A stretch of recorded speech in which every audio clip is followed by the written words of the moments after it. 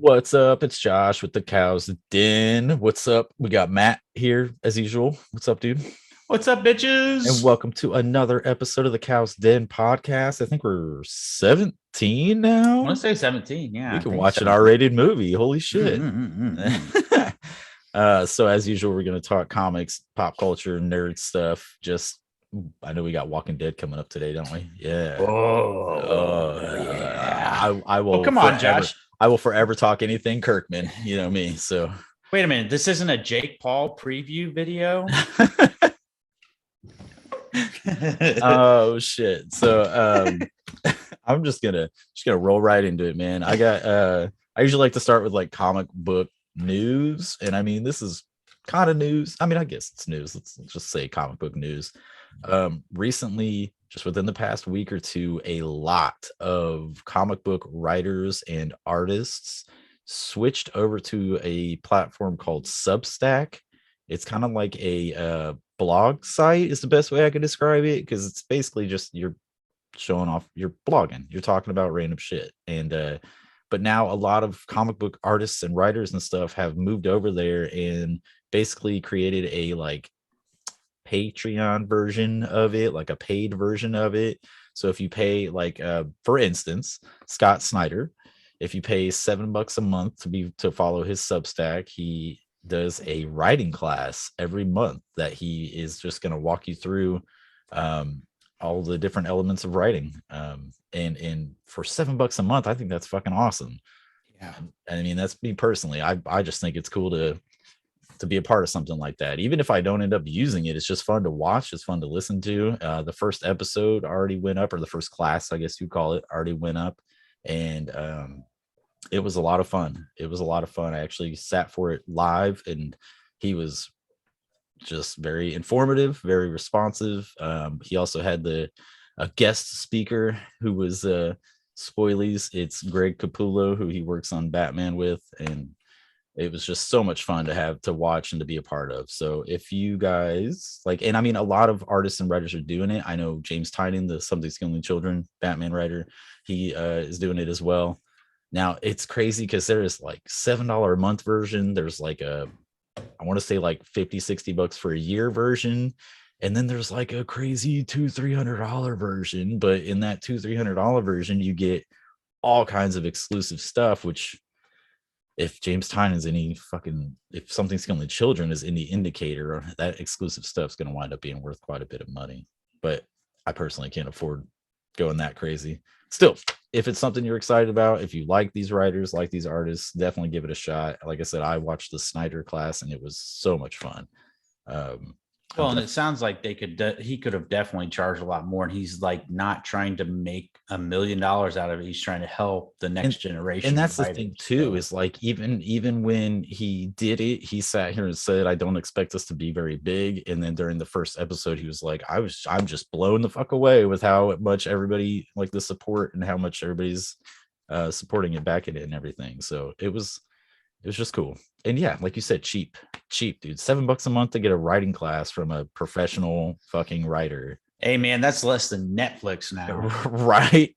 Jesus. Ugh. Remember the days when that was $7.99 a month? Ugh. No, I don't remember what that was like. So then I'm gonna talk some comics now. We got some for the past week or two. I'm just gonna talk about. I have been obsessed with the new Nightwing series. I think the new Nightwing series is one of the best things out there right now. Issue 83 came out last week, not this week. This is one of the variant covers, not the actual main cover, but I just love this cover. He's got his little dog. And dude, I cannot stress enough how much I'm enjoying the new Nightwing series, and this issue especially. I'll say it. I'm 34 years old, and I damn near cried at the end of this episode. At the end of this issue, I am going to talk some super spoilies on it real quick. So if you haven't read it, skip ahead probably like 30, 40 seconds, because it's gonna be real quick. In issue 83, Dick. So Dick. Okay, we all know, if you know, Alfred Pennyworth, the Bruce's butler slash freaking dad, basically, is dead currently. And in the Nightwing series, we find out that Alfred was a very wealthy man considering what he did. He packed away a lot of his money, and he gave a lot of that to, actually gave it all to Dick when he died. He left a, like, from the way it sounds like he left him like a damn near $1 billion. Jesus. Um, and so Dick in this issue decides to hold a big rally and tell everybody that he is donating every penny of it back into Bloodhaven. He's going to use the money to build Bloodhaven up, to bring it back to like to help with homelessness and just all that stuff. You know, he's putting it all back into the community, and then he called it the Alfred Pennyworth Foundation. And so at the very end, he gets this phone call and he's like, well, I wasn't expecting you to call, and it's fucking Bruce. And he's like, yeah, well, today you honored him, and I will never forget that. And I was just like, oh God.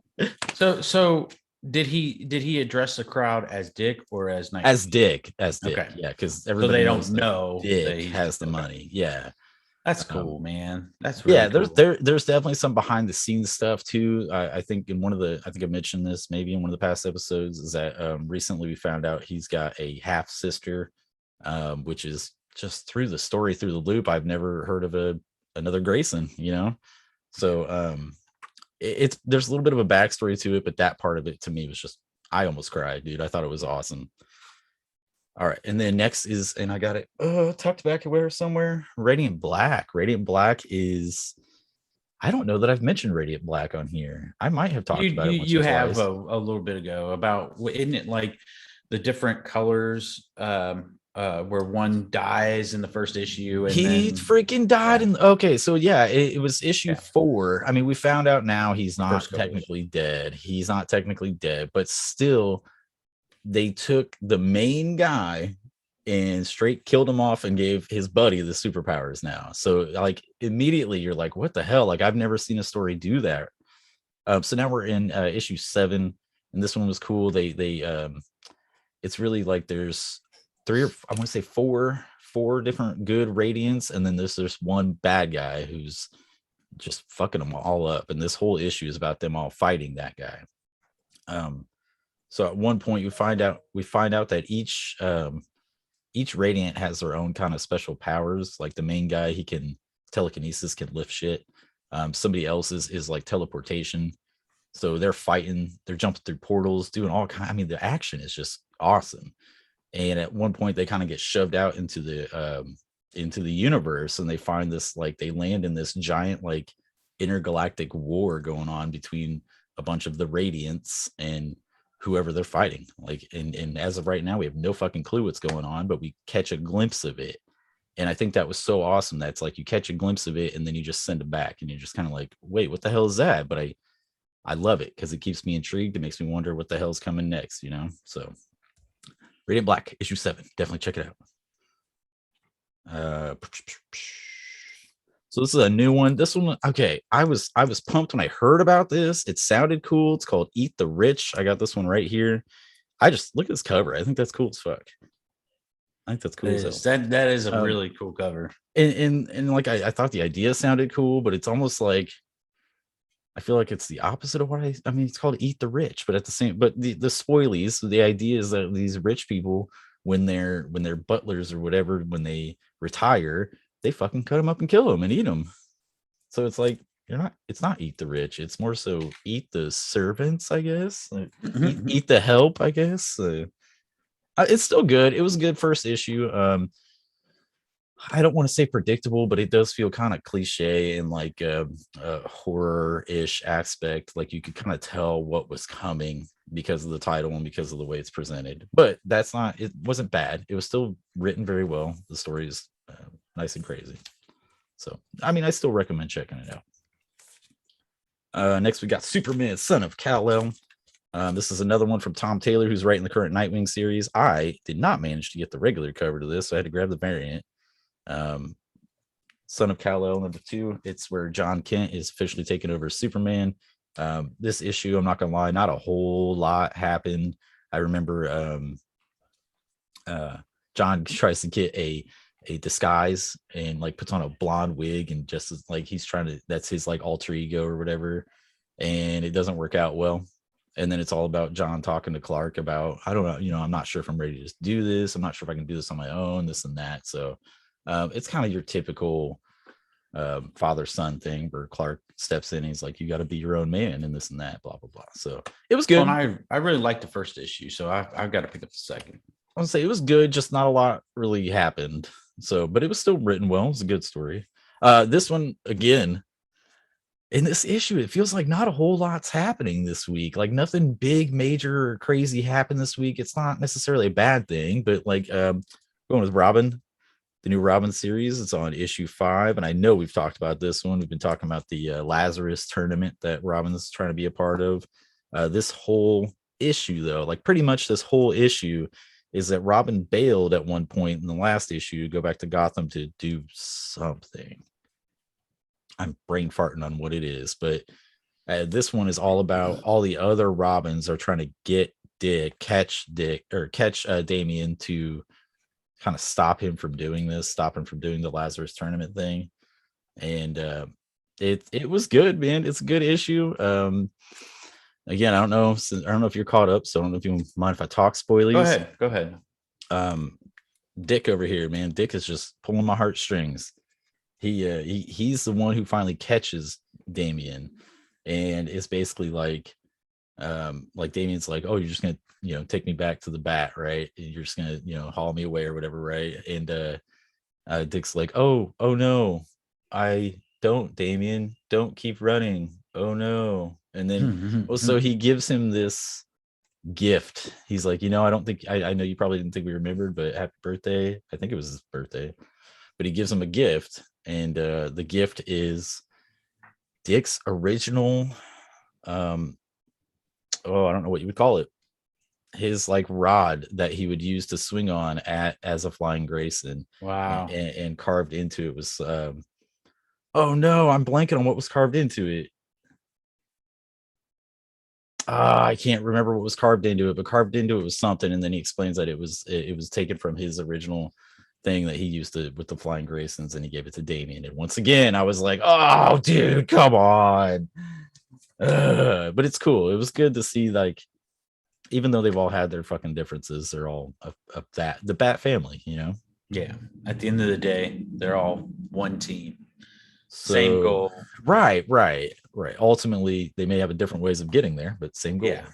I.e. Jason Todd. And that's mentioned too, is Jason's like, that's how he gets Jason to run. Like when he's running away, Jason catches up to him, and he's all like, oh, what? You think I'm the hard ass? You think I'm the badass? And he goes, no, you're the most emotional one. And he hugs him, and he's just like, what? And he hugs him back, and he just freaking like tases him and runs away. And you're like, oh, dude, I mean, I guess. Yeah.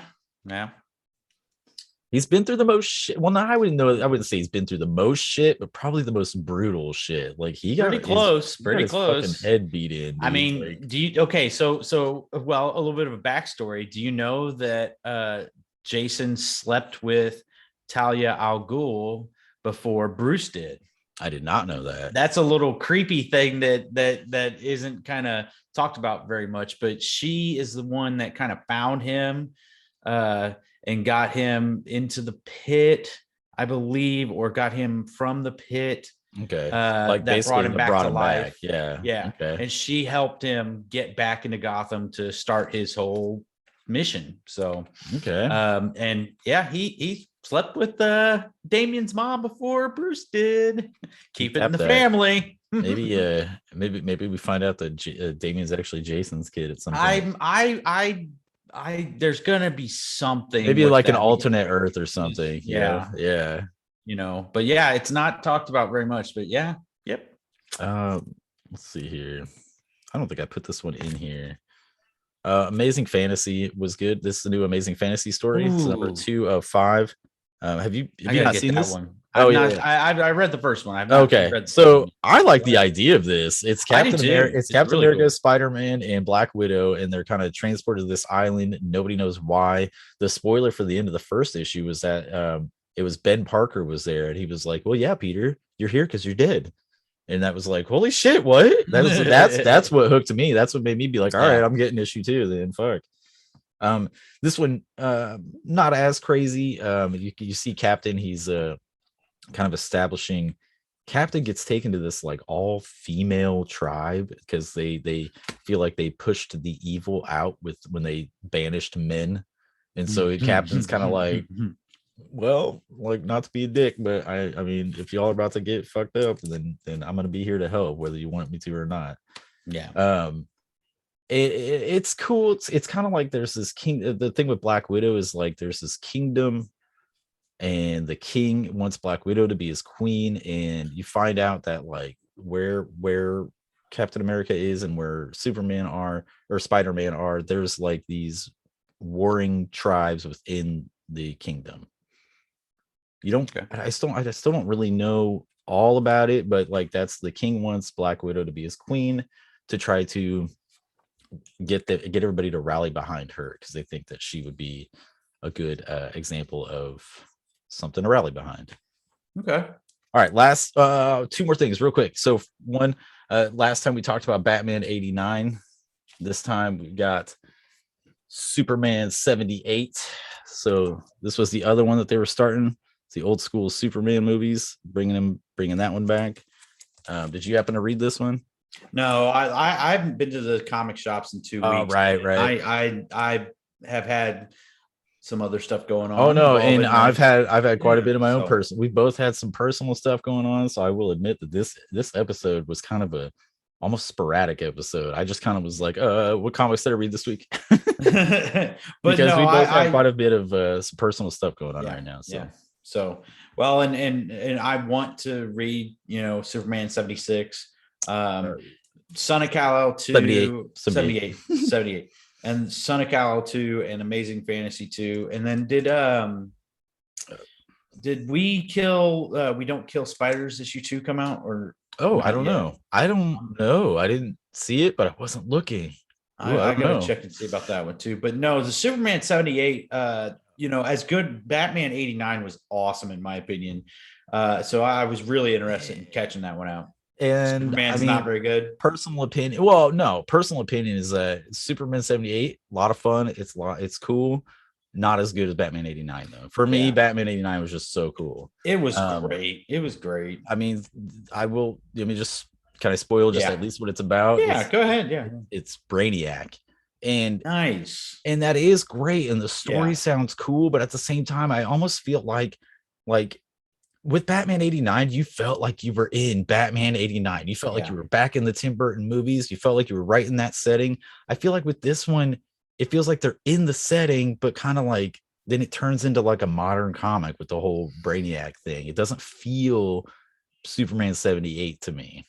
It's just my opinion though. It's still a good read, still fun. I do think Batman 89 is better though.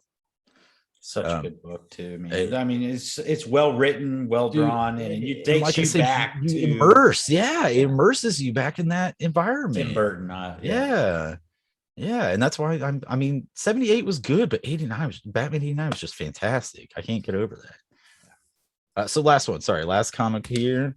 This one was I just finished this a little bit ago and thought it was awesome, so I thought I'd bring it up. Superman versus Lobo.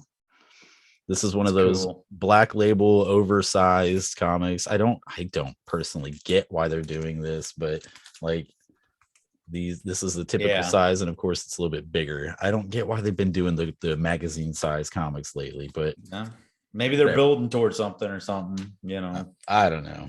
But this one, dude, it's kind of what you'd expect when you hear Superman versus Lobo. Like, I like Lobo a lot. Lobo is one of my favorite Superman villains. So Superman gets a distress call to a planet, and it's a planet that Lobo's just chilling on when this giant thing attacks. And so Superman goes there and tries to talk the like alien thing down, and Lobo's just like, no, fuck that, I'm gonna shove this thing right up its ass.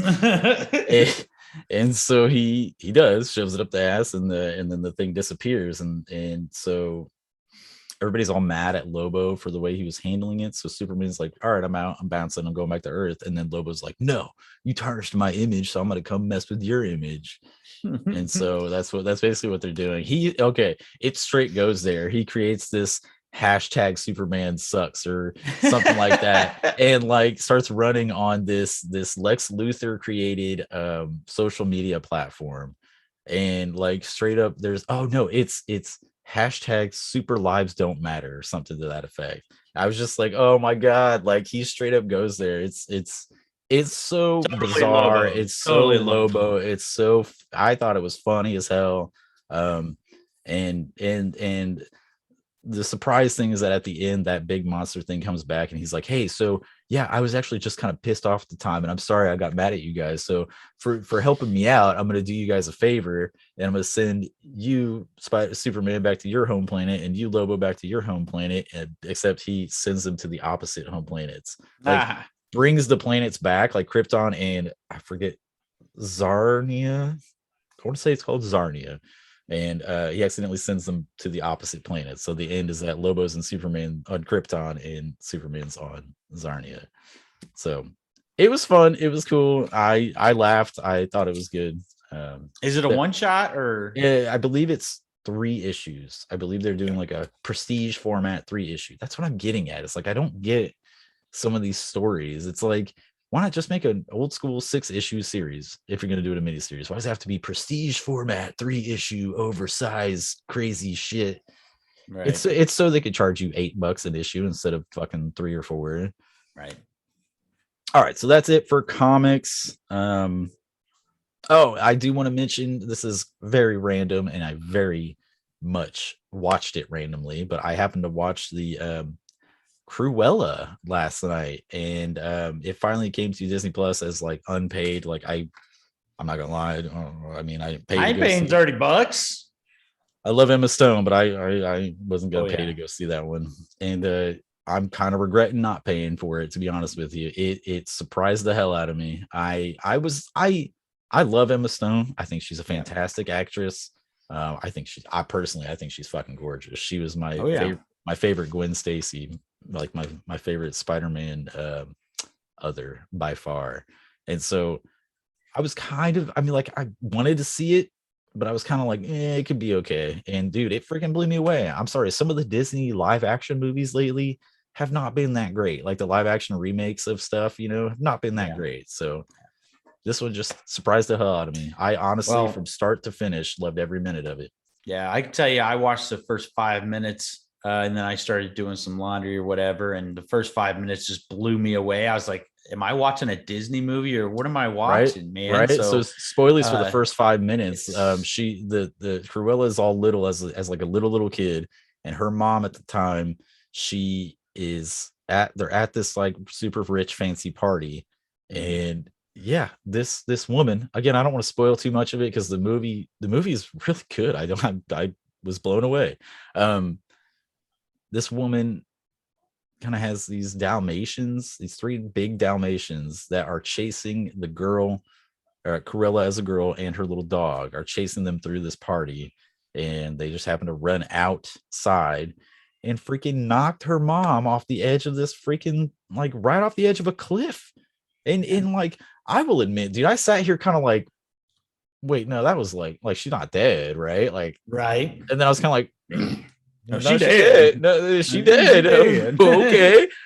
But then that kind of is what kicks off like Cruella's life, really. But Right. then, dude, it was good, and I don't like fashion. I don't know the first damn thing about fashion. I really don't. But it's like even though it was kind of based around like fashion type stuff, it kept me hooked the whole time. Kept me hooked the whole time. I loved her henchmen too. Her 2 henchmen guys were really good as well. Yeah. So definitely recommend checking it out. Check out Cruella. It's free on Disney Plus now. It's only on Disney Plus though, so unless you want to pay for it. Yeah. All right, I don't even know if it's in. I don't think it's in theaters anymore. I'm pretty sure. I don't think it is either. I do have one more thing to talk about, but I'm going to save that because I think that's what we're both going to talk about. So Oh yeah. let's save that one for later. So all right, well, that's it for me, Matt. What is up, dude? There's been not as much going on, I would say, in the media field, but a couple big things that happened is Walking Dead season 11 started back up. Final. Well, and so I will start with this. If you don't have AMC Plus, I have it. It popped up on my Amazon feed because we have a membership to something else, and I don't even know what it is. but for some reason I got access to it, and so I've been able to watch the episodes earlier.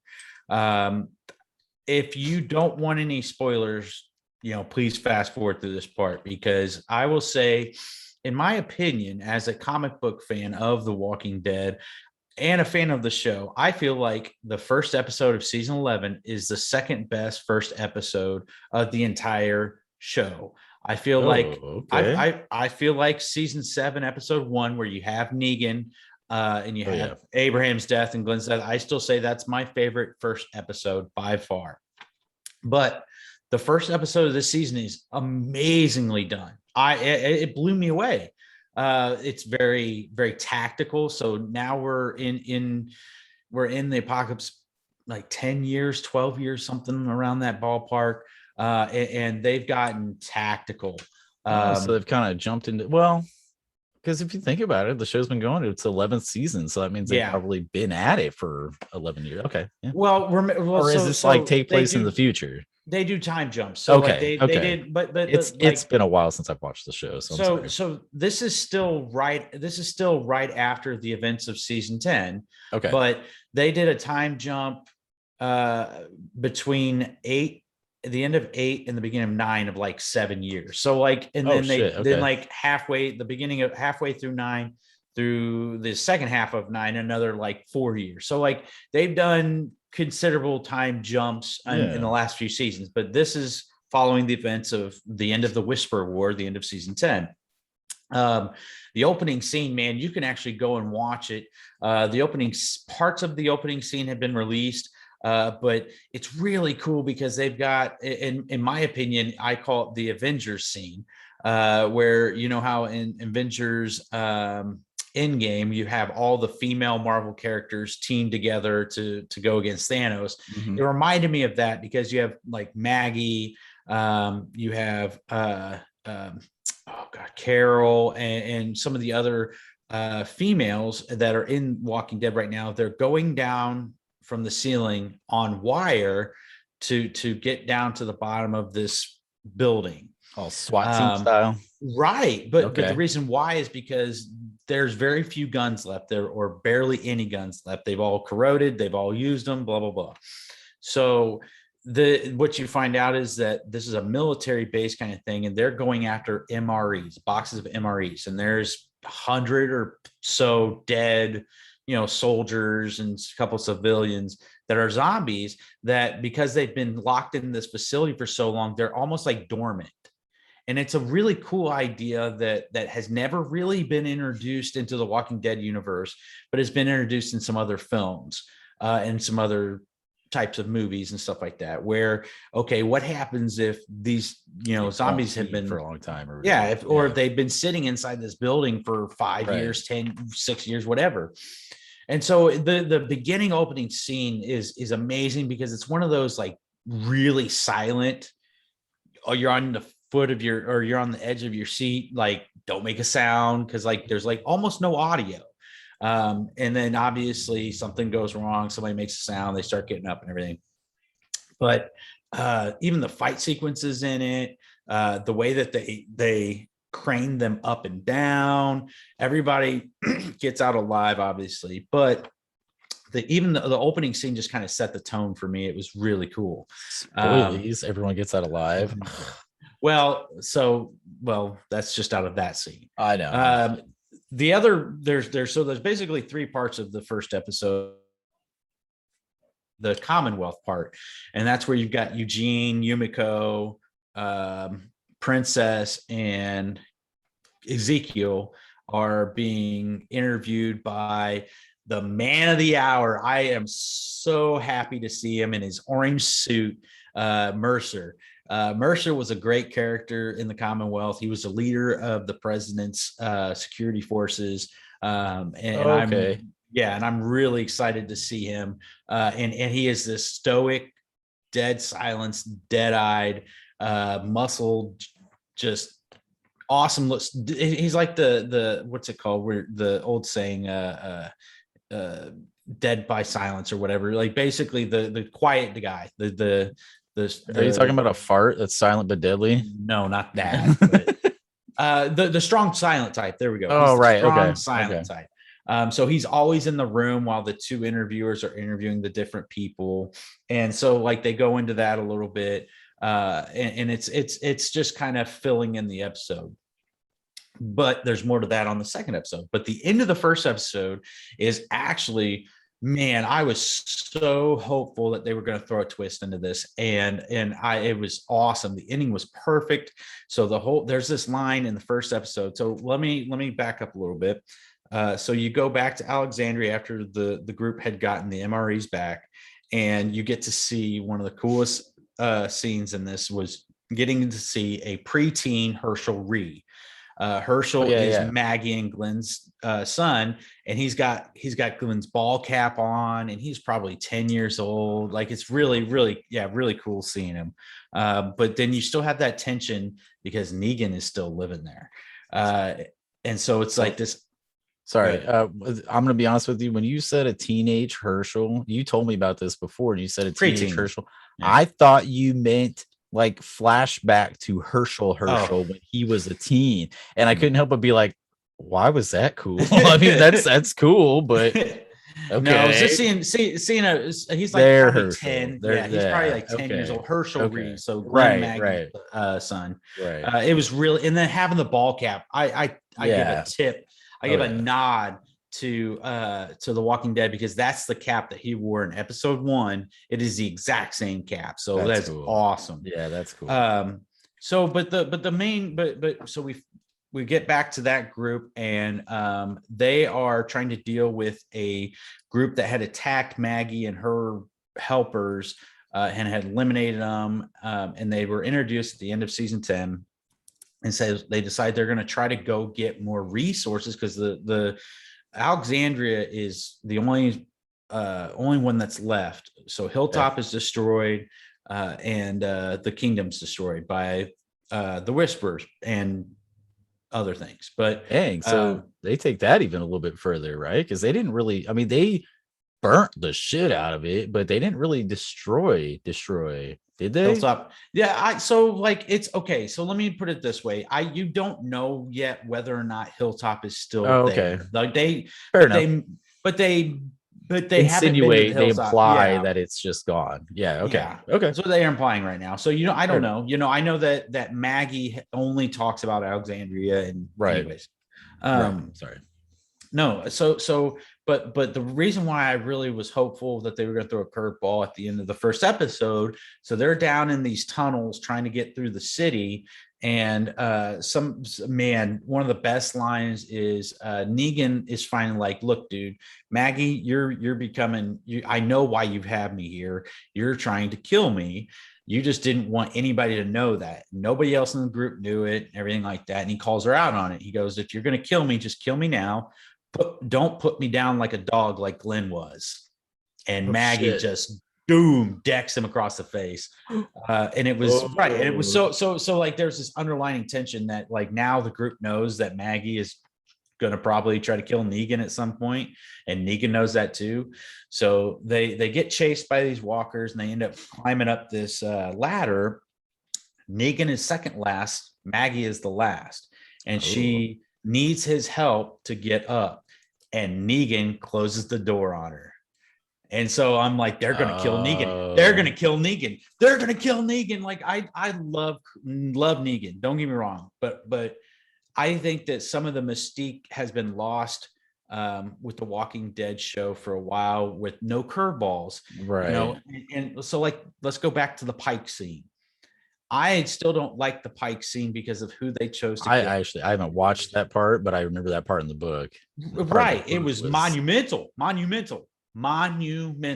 I straight like out loud went like I was not ready for that. Right. So like I was like, oh, they're gonna throw a curveball. There's no way that Negan can live now. There's no way. He just basically tried to kill Maggie. Right. No way. And of course they don't. So is Maggie, I'm sorry, is Maggie in terms of comic relation to the show, is Maggie kind of just like in charge now? Is she like the So they have a group. They have like a small count. They have like a small council. I haven't watched the show in a while. Yeah. Okay. But right now makes more sense. But right now, given they're trying to rebuild everything, they've put Maggie in charge. Okay. But there's a council that's running it. Right. Okay. So like the first episode, man, I give it a 9 out of 10. It was amazing from start to end. It was packed full of great quotes and great action, great scenes. It was great. And then episode 2 happened. Episode 2 was frustrating because like there were some good parts. They basically made it to where Maggie survived and she's just not going to do anything with Negan, and it's like, oh shit, you shut the door on me. Well, no problem, buddy. Well, yes and no. Like that's the feeling I got. Like right. She's gone. There's something that's changed on her on like a really weird level, where you don't really know what's going on. But I mean, some of the highlights from episode 2, so one part that I'm waiting to see if it's going to be any good. So my favorite parts from the Commonwealth was Michonne finding out that her daughter had lived and that she's in the Commonwealth. Obviously, Michonne's no longer on the show, but that storyline's kind of been taken over by Yumiko. So Yumiko sees this wall of people, and on it is her brother, who she hasn't seen in years. So that's going to be interesting. I really liked that storyline of Michonne finding her daughter. So we'll see. Yumiko's a newer character. We'll see. Maybe it's good. It was awesome to see Michonne, who is just consistently such a hard ass, badass character, get turned human. Yeah. I mean, it was just awesome to see. Right. That was my favorite part of the Commonwealth. So, but the second episode, like, here's the thing, man. Like, I don't know what's going on with Maggie. Like, she survives this, and she comes back and tells everybody what's going on. Everybody else wants to kill Negan, but she's like, no, we need him to get through the city or whatever. But they end up they're in this underground still. They're trying to get out. And they end up in this subway situation where one of the guys who like ran off is like in the next car. He forgot to close the door, and there's like 20 or so zombies, maybe 30, coming in behind him. Rather than getting the door open, she's like, no, we can't fight the dead. We can't win that fight. So he sits there and he's like, basically, fuck you. You're the one doing this, pulls out his knife and stabs himself twice in the heart. And then the zombies rip him apart in front of Maggie and all this group. Like, it's nuts. And so it's like, there's no way that you could tell me that they couldn't beat that zombie group, because that literally happened 5 minutes later, where Daryl had been separated also. He comes in from the opposite side. So they're in this cart. There's a group that's coming from this way, and there's a group from coming this way. This is the group that killed that kid in front of them. Daryl comes in from behind, starts killing off all these. And then they get through as the zombies are coming this way, and they're like slowly stopping them. And they finally get the door open, and then they chuck a grenade in there and blow the whole thing up. I find it hard so you could go this way, but not this way. Right. Well, right. I just find it hard to believe that they couldn't have gotten that door open and fought off the dead to save that kid. So it's kind of like, what is going on with her? Like, I don't know how they're going to take her.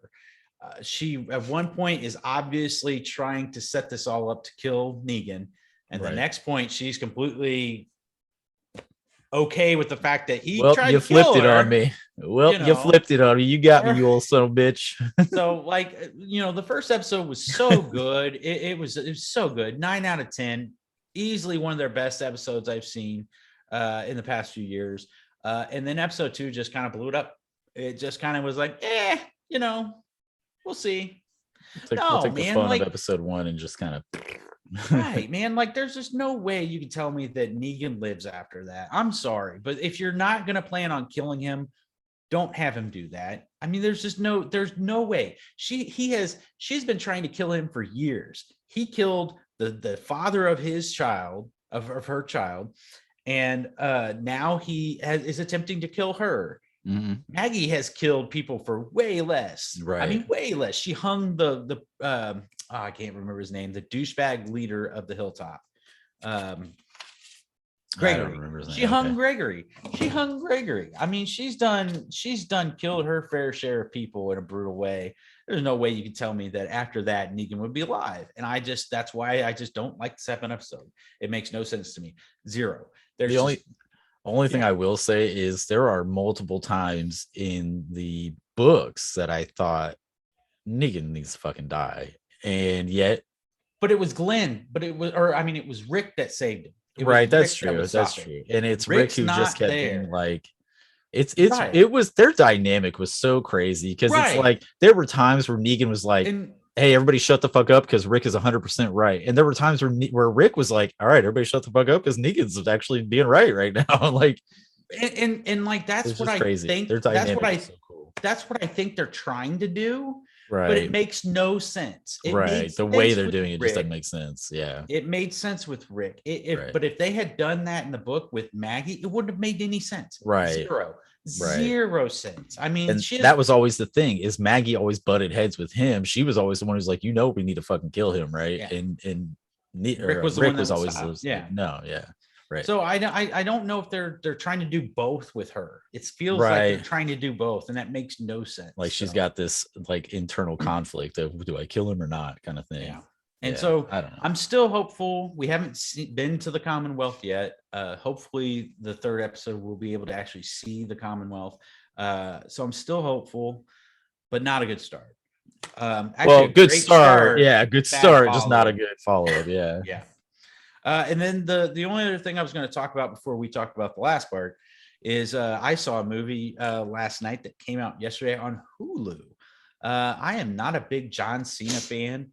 You got to admit he was fantastic in Suicide Squad, though. Oh yeah, absolutely. So I've never been a John Cena fan, but Suicide Squad really turned me around on him. He was very good in it. So the movie is called Vacation Friends. Yeah, Vacation Friends. If you haven't seen the trailer, oh my god, it's I watched the trailer, but I never watched the movie, so I'll have to check it out. So I one of my favorite parts in the trailer is that he gives the guy a margarita and the guy goes, "Oh, this salt doesn't taste very salty." He says, "Oh, that's because it's cocaine." And he gives this whole story about how they hid the cocaine inside of a bottle of shampoo. And he says, "Well, it's so much easier than hiding it up my ass like before." And like, it's so funny. If you're looking for something that's got no substance, zero substance, right, but you're looking to laugh, right, it's up there in my opinion. It's very funny. It's solid 7 out of 10.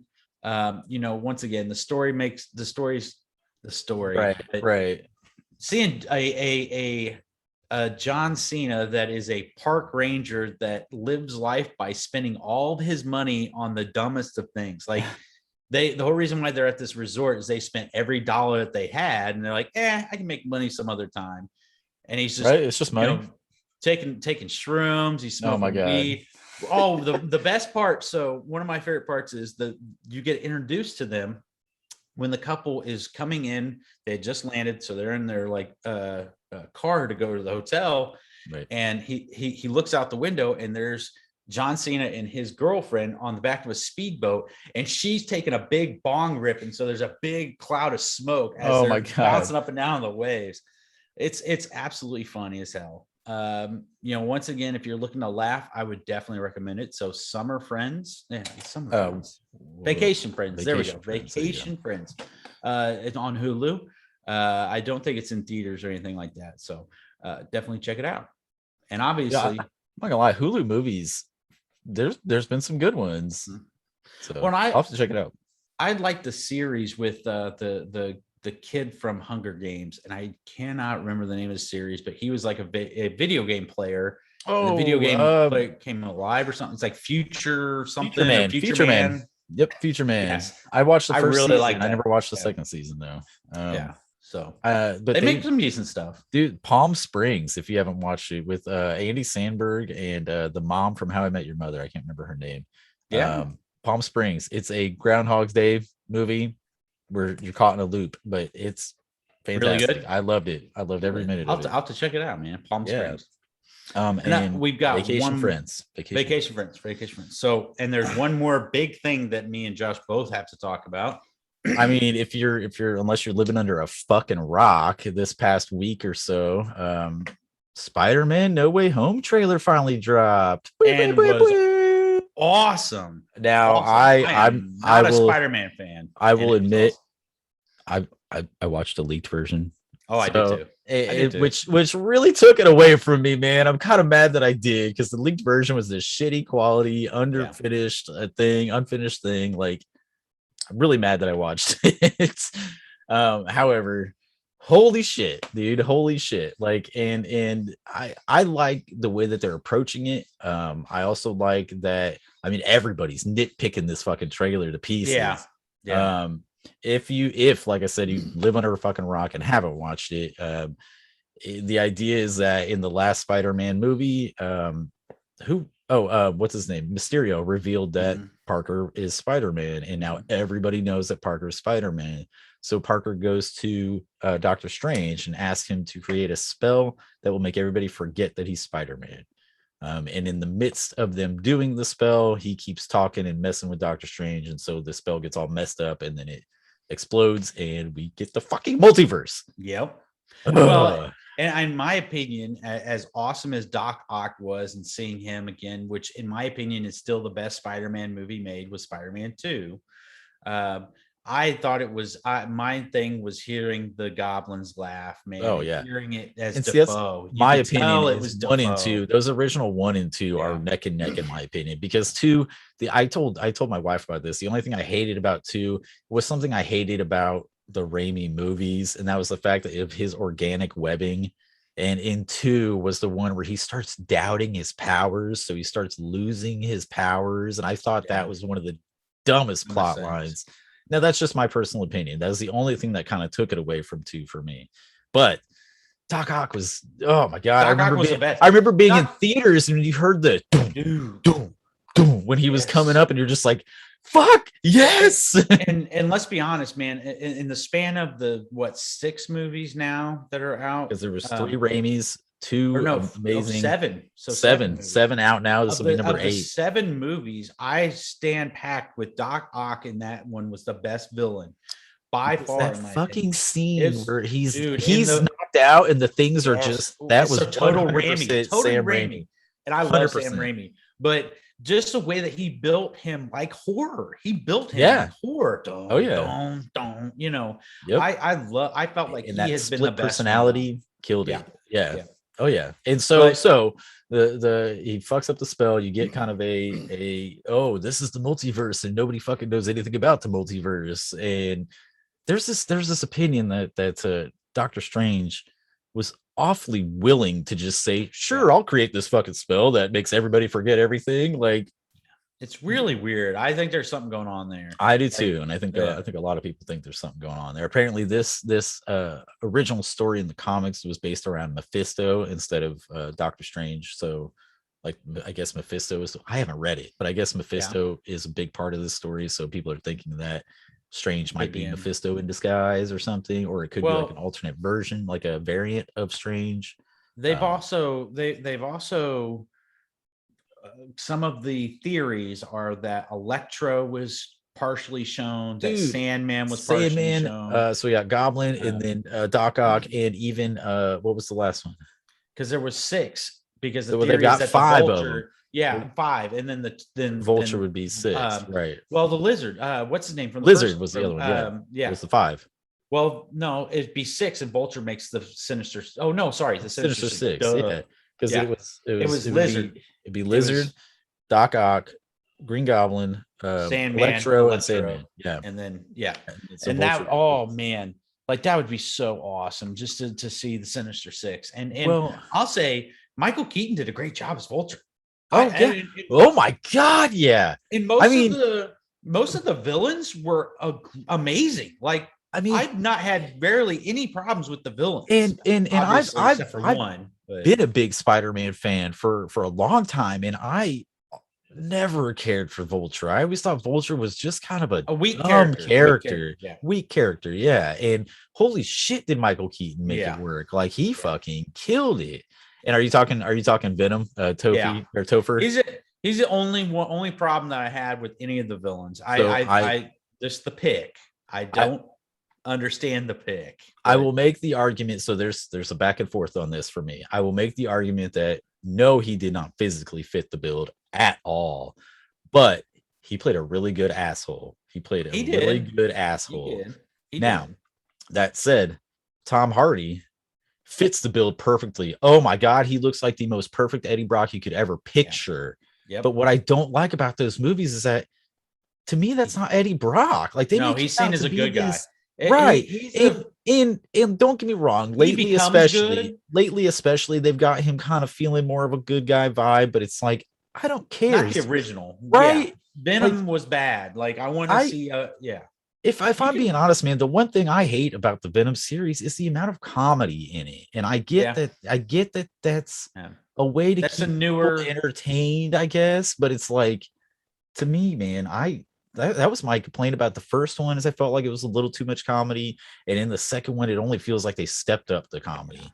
I can't help but feel like, okay, you're bringing in fucking Carnage, and all you can you're doing Spider-Man 3. You're doing Spider-Man 3. You're leading to Spider-Man 3 because Sony doesn't know what the fuck to do with Spider-Man. Like, no, they don't know what to do with their characters, because like the first one was the second one, obviously the comedy is getting way high up there, and I can't agree with you more, because it feels like they're leading to fucking Tobey Maguire, right? And that's what they feel like they're leading to, and it's like, dude, stop. And like, it's right. It's like, to me, like what I'm trying to argue is that Topher, he did not look like he fit the role at fucking all, but I do feel like he did well in the role, even if the role he was given wasn't really good for him. No, I agree with that. I can agree with that. Whereas the other way around, Tom Hardy is perfect for the role, but they wrote him like a fucking idiot, in my opinion. Right. No, absolutely. Yes. Yeah. I felt like they made him into that's not Eddie Brock. That's not Eddie Brock. And I'm not a Spider-Man fan. I can tell you that's not Eddie Brock, because I do know quite a bit about Venom, but I don't know as much as you. Well, I haven't read any of, like they've got a new, they just did a new huge thing with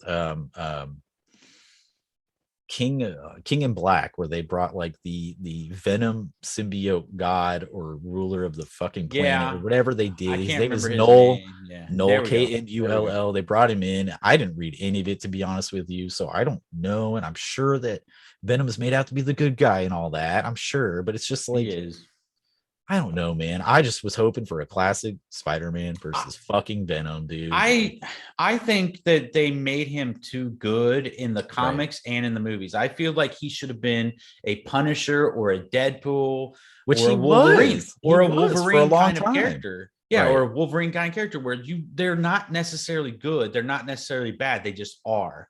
And so that's the frustrating thing is it goes to the PG-13 rating and all that stuff. It's just they've got a history of this, of leading to Spider-Man 3, as I call it. They trying to buy jokes. It's like, it's like they're combating personality in there. It's like every time you hear Venom, it's just some joke shit bullshit. He's never like, it's always like, oh, can I eat her now? It's like, no, you can't eat her now. It's like, okay, they should be struggling internally. Okay, whatever. Yeah.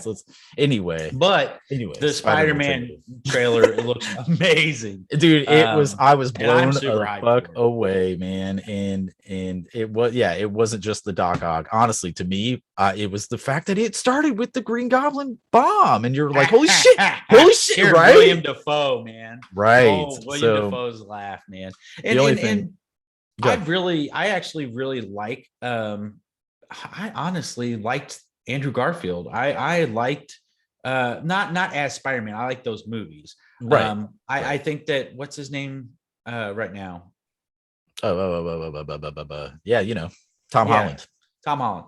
I think that he does a very good job. I think that they are really well done right now. And I think that you can tell, this goes back to the difference between Venom and these, is you can tell that Marvel is helping produce these compared to just strictly Sony doing Venom. There's give and takes from the new ones for me. Yeah. Some things that are fantastic, and some things that I personally hate that Iron Man is used as a crutch in those movies. I agree with that. I agree with that. I agree with that. I And think I though, get why it's meant for yeah. him to grow into his own character eventually or whatever. It's like, okay, but that's not what I Well, want. Like, I want I a fucking Spider-Man.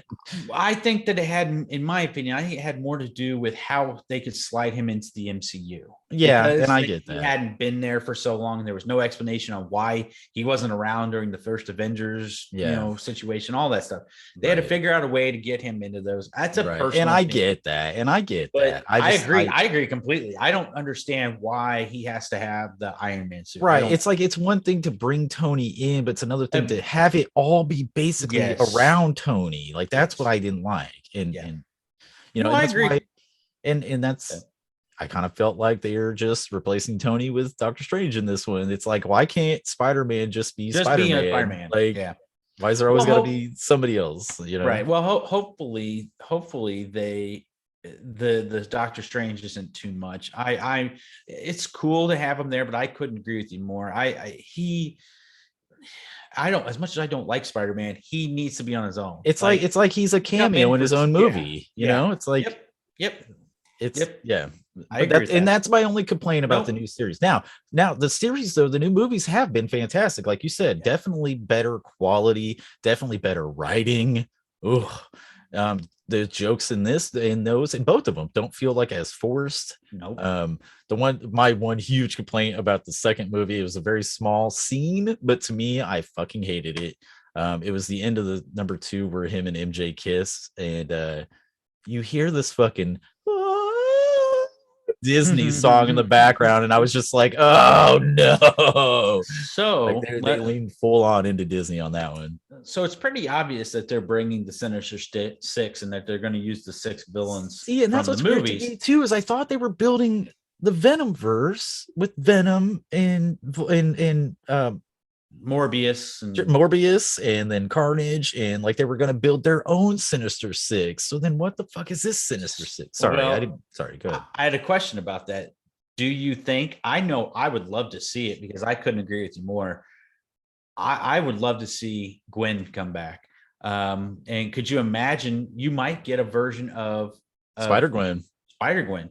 I Like would I lose felt my like shit, especially if it was Emma Stone. Oh, I'd lose my shit. I would lose my shit at that. Yeah. Right, man. And I felt like Emma Stone is by far the best female love entrance in the series. Yep. And I mean, So nothing against Zendaya. I actually like her. I think yeah. she's good. She's a little too awkward in my opinion, but there's Yeah. nothing wrong with that. That's fine. Yeah. I feel like they kind of took, because Peter's supposed to be the awkward one. I feel like they kind of took the awkwardness a little bit away from Peter and made her kind of the awkward one. Yeah. And I love Gwen.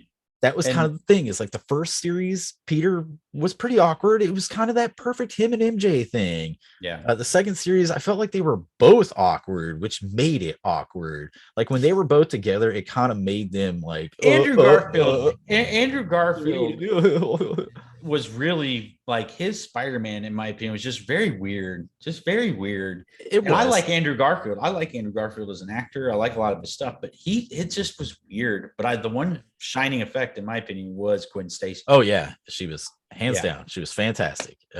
Yes, dude. Oh my god, if she showed up as Spider Gwen, I would lose my fucking mind. I would lose my mind. Imagine, you see, Green Goblin come through. You see Doc Ock come through. You see Sandman. And then out of nowhere she pops up and I'm lands waiting right for with it. Peter. See, and I'm waiting for it to be a end game style thing where you see those circles open and just random Spider-Man villains and heroes and shit start showing up. Like I mean, not to say that's exactly how it's going to happen, obviously not, but like I'm waiting for something like that, dude, because obviously there's the rumors that Toby and Andrew are coming back. And I think that they should go beyond that. I hope they don't. I mean, don't get me wrong. I would shit if I saw them all together on one screen too. That'd be amazing. But I hope they go beyond that. I hope they do bring in Miles. I hope they do bring in Spider-Gwen. I hope even if all it is you see them standing on the other side of a portal or some shit, even just to see them and be like, oh my God, that means they're there. Obviously too, I think it creates big potential for the future. And I hope Marvel's had this tendency to run 3 movies and then cut it. Now Thor is finally the first one getting a 4th movie. They are doing a 4th Captain America, but with a new lead. Well, I mean, Thor 4 is going to be the same too. I mean, that's true. They're bringing in what's her name? Yeah, Jane I mean, Foster. from my understanding, he's going to the Guardians. That like he's done with that and that. So, but no, I agree. It's because also it takes so much to make them as good as they make them too. Right. And so I'm hoping, I'm just hoping that this isn't the last Spider-Man movie. Because honestly, if this turns out to be the last Spider-Man movie, it was an okay trilogy, in my opinion. Yeah. I mean, there were things that were amazing about it. Oh my God, Jake Gyllenhaal's Mysterio. I could go on and on about the Spider-Man movies, but I hope this isn't the last one. Because if they're going to open it up like this and then just be like, well, that's it. So yeah. But you know why it would happen? Because Sony's assholes. Right.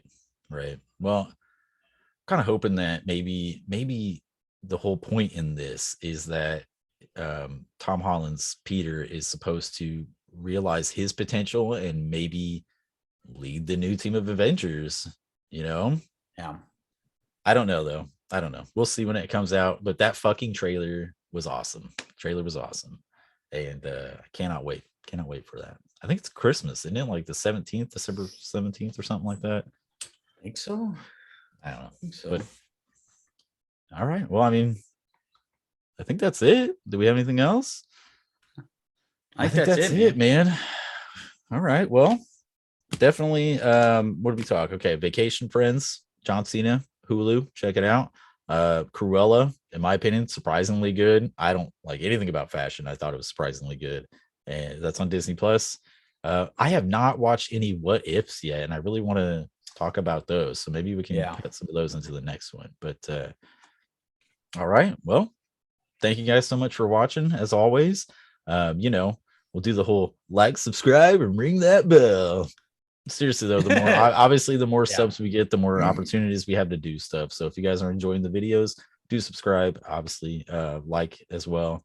And if you ever want recommendations, comments, anything, we'll always take them. I'll be happy to talk about just about anything, because I mean, and even if it's something I know nothing about, I'll be happy to research and we'll talk about it. So Josh, I need you to talk about big bass fishing. Okay, let's do it. Let's keep it a little bit more nerd related, please. But I mean, I'll Google some big bass fishing, and I'll be like, yeah. So do you use the this line or this reel, or I have no fucking idea. Exactly. Nope, that's why. No idea. Thing that I knew you knew nothing about. So nope. So all right. Well, seriously, it's been fun, man. Thank you guys. It is, and I mean, we've already hit 17 episodes, which is pretty crazy. This has been nothing but fun. I love doing this. So thank you guys so much for watching, for listening. See ya.